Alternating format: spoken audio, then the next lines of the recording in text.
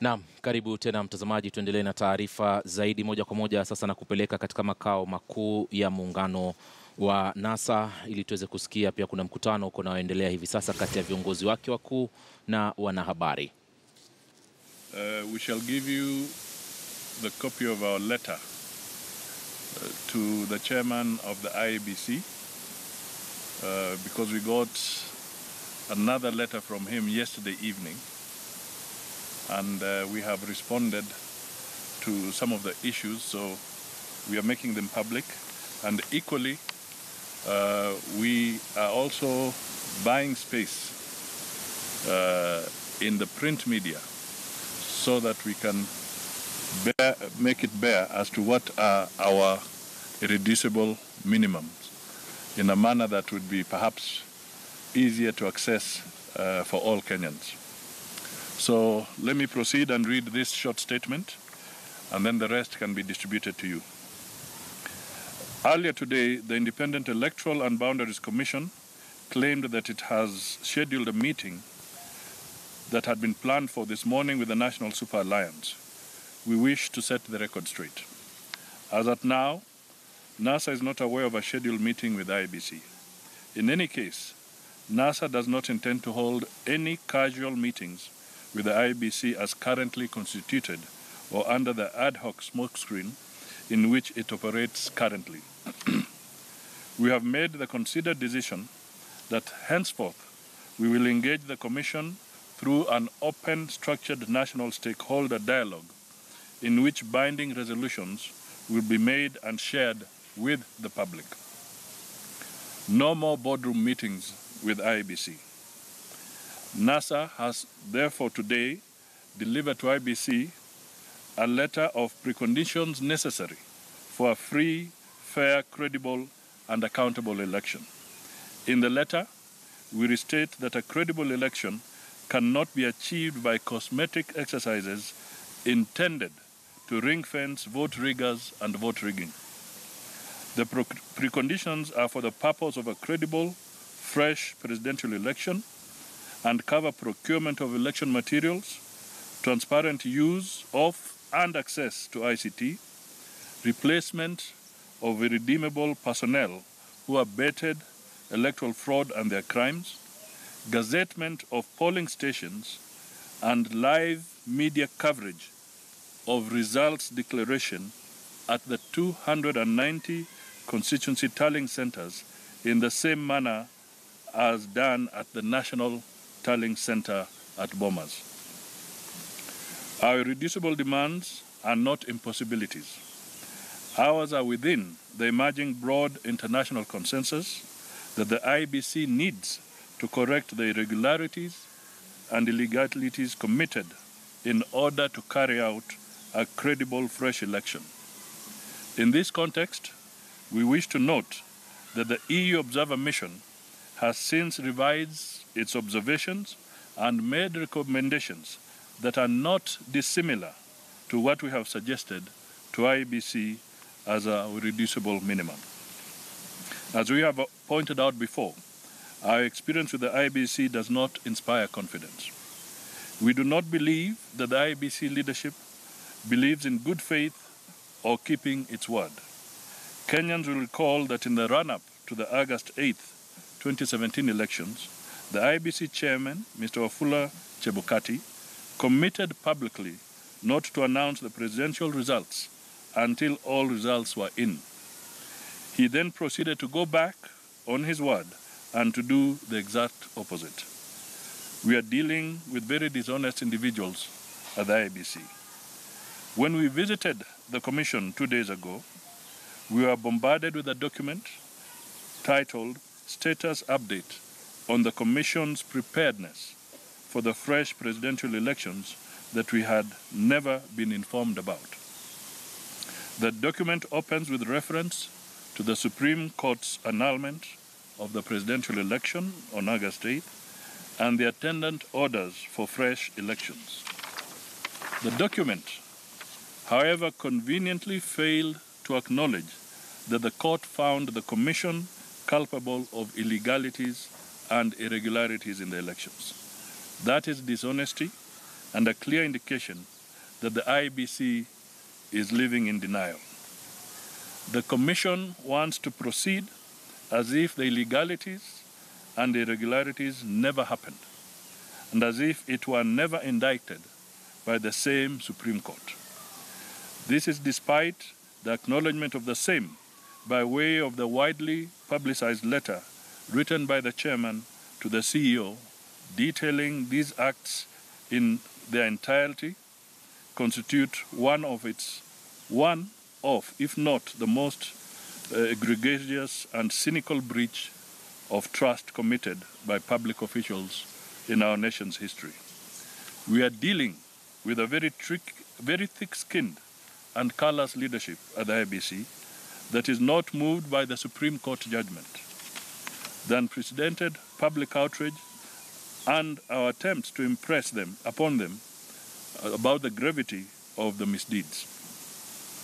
IEBC is engaged in a glaring see, hear, speak no evil charade that is totally unacceptable to us and the overwhelming majority of the Kenyan people.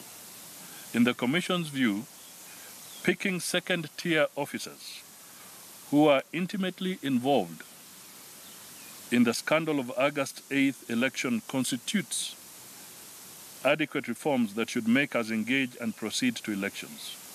Furthermore, their superiors are now back in charge. People who should be investigated for crimes that border on treason now claim to have investigated themselves, found themselves clean, and taken control.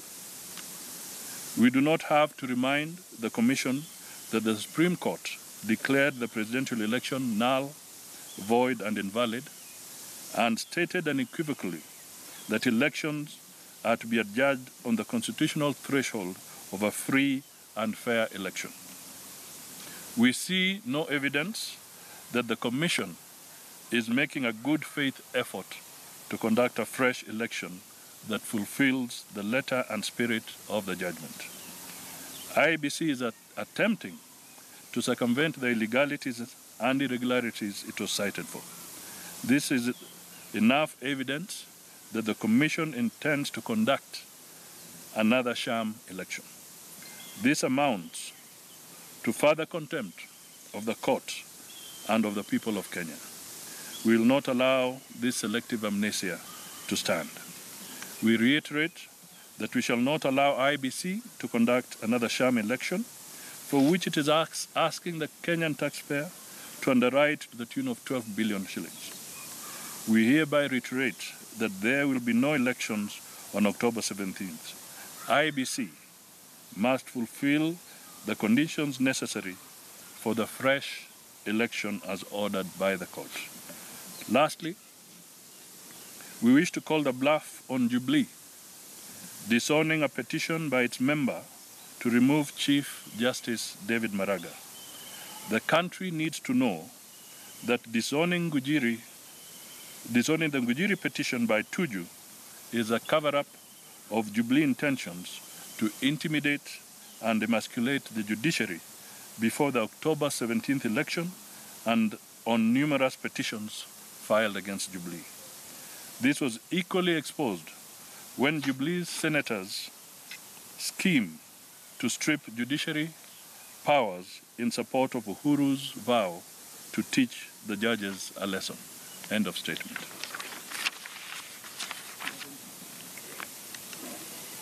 Yes. Well, some of you have been on TV. You just said that you are facing a sitting commission that is not removed, and by extension, there will be no election for the 17th of October. What then? Who gives the income? When we talk about thick-skinned, I'm sure some of you may have been watching or listening to the CEO yesterday on one of the talk shows where Mr. Chiloba is convinced that the Supreme Court should never have annulled that election. And in his mind, he believes that he conducted the best election ever in this country. Now, when you're dealing with an individual of that nature, it shows that He has no feeling whatsoever. He's not remorseful in any way. He believes that his way is the way and nothing else. So we intend to have a further meeting on Sunday at Jacaranda Gardens, and we shall make further statements this Sunday.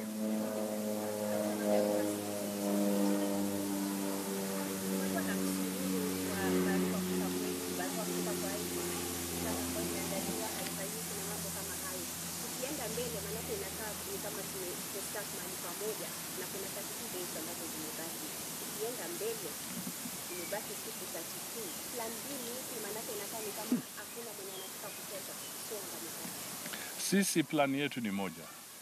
Tumekuwa tukiambia IBC tunataka waonyeshe kwamba uamuzi wa mahakama makuu, Supreme Court, inatekelezwa. IBC mpaka wa leo wanaendesha kazi yao ni kama hawakupata pigo lolote kutoka kwa uamuzi wa Supreme Court. Na hapo ndio sisi tunasema ikiwa wana huo mtindo, ni lazima Wakenya wawasukume ili waamuke na wahakikishe kwamba wataanza kutenda vile Supreme Court iliamua, kwamba wafanye uchaguzi kulingana na katiba yetu. Haya mambo ya kusema kwamba tumebadilisha officers wawili watatu. Wewe niambie, hata ukiwa kwa shirika gani, ukiambia watu umebadilisha junior officers?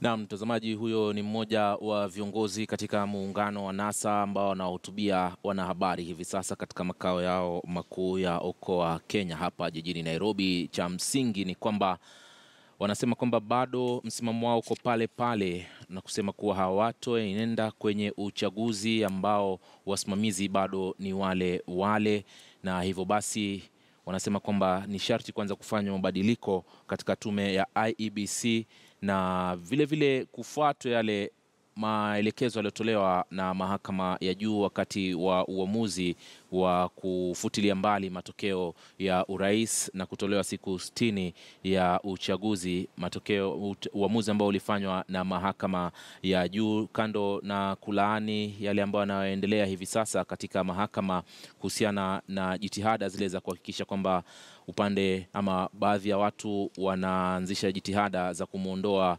jaji mkuu katika idara hiyo ya mahakama ambaye ni Rais David Maraga. Hayo ni baadhi ya mambo tunayoendelea kuyapokea hivi sasa, mtazamaji, katika chumba chetu cha habari.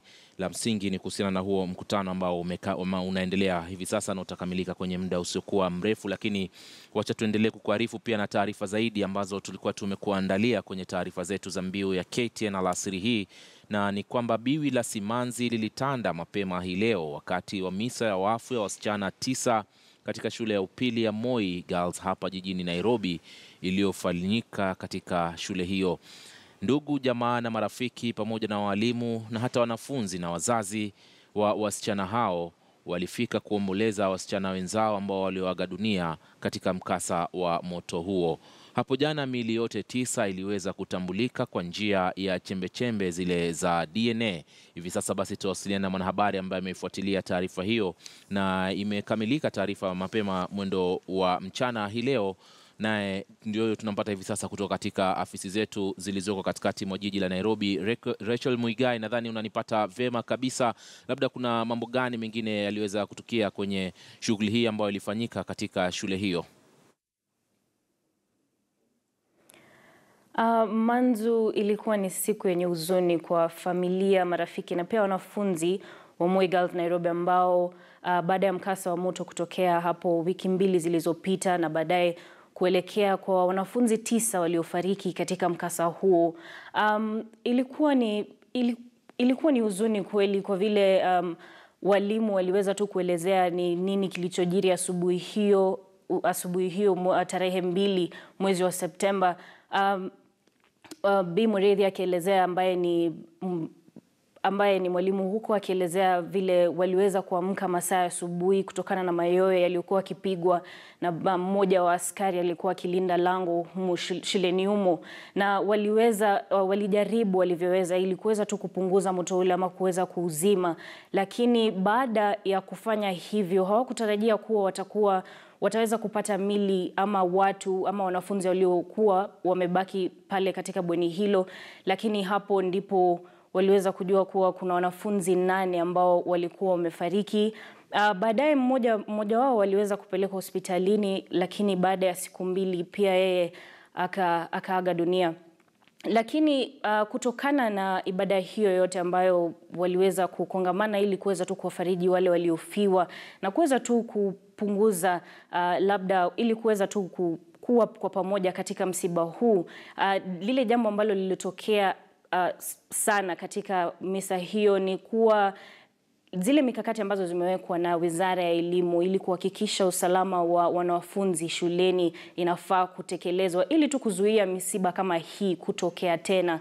Kama vile bweni zinafaa kujengwa, milango inafaa kuwa ikiangalia vipi, madirisha yanafaa kuwa yakikaa vipi. Kwa wazazi hawa, ombi lao ni kuwa mikakati hii itaweza kutekelezwa ili kuzuia tu labda kwa vile pia ajali haina kinga, lakini iwapo mikakati hii itaweza kutekelezwa vilivyo, kwa hivyo itaonekana kuwa basi wanafunzi pia hawangeweza kuangamia ama wanafunzi labda wengi hawangeweza kuangamia katika msiba huo, na pia labda msiba kama huu haungeweza kutokea na kuleta ajali iliyoleta manzo. Raquel, labda kabla ya kumalizia tu kuhusiana na kesi inayoendelea ya mmoja wa mshukiwa huyo wa msichana pia kumradhi.